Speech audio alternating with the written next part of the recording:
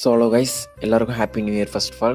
So இந்த வீடியோவில் என்ன பார்க்க போகிறோன்னா, ஃபஸ்ட்டு வேர்ல்டுலேயே எந்த நாடு வந்து நியூ இயர் கொண்டாடும் அப்படிங்கிறது தான்.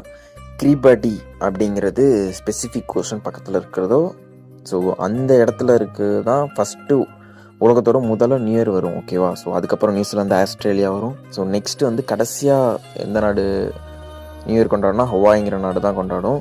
ஸோ நெக்ஸ்ட்டு வந்து time zone. So 24 time zones வந்துட்டு வேர்ல்டில் இருக்குது. ஸோ ஜனவரி 1 வந்து ஒரு நாட்டில் ஸ்டார்ட் ஆகுதுன்னா இன்னொரு நாட்டில் டிசம்பர் 31 நைட்டு தான் இருக்கும். ஓகேவா? ஸோ வந்து அதனால் நியூ இயர் செலிப்ரேஷன் வந்து 24 ஹவர்ஸும் தொடர்ந்து வந்து கண்டினியூஸாக நடந்துகிட்டே இருக்கும். நியூ இயர் ஃபுட்ஸ் அதாவது நம்பிக்கை. ஓகேவா? அன்னைக்கு வந்து ஸ்பெயினில் கிரேப்ஸ் இருக்கு இல்லையா? ஸோ ஸ்பெயின் நாட்டில் என்ன நம்பிக்கை அப்படின்னா, கிரேப்ஸ் வந்து 12 கிரேப்ஸ் சாப்பிட்டா 12 மாதமும் லக் அமையுமா அவங்களுக்கு. ஓகே, ஸோ அப்படி ஒரு பிலீஃப் இருக்குது. அப்புறம் வந்து நம்ம நாட்டில் இந்தியாவில் வந்துட்டு என்ன இருக்குன்னா, ஸ்வீட் டிஷ்ஷஸ், ஸ்வீட் அன்னைக்கு சாப்பிட்டா லைஃபே ஸ்வீட்டாக இருக்கும் அப்படிங்கிற மாதிரி ஒரு பிலீஃப் இருக்குது.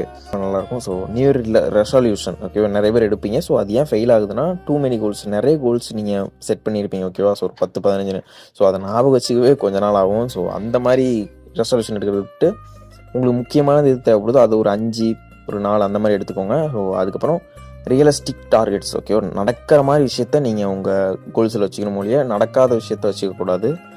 நெக்ஸ்ட் வந்து டிசிப்ளின், கன்சிஸ்டன்சி, இதெல்லாமே இருந்துச்சுன்னா கண்டிப்பாக உங்களோட ரெசல்யூஷன் கண்டிப்பாக பர்ஃபெக்டாக அமையும்.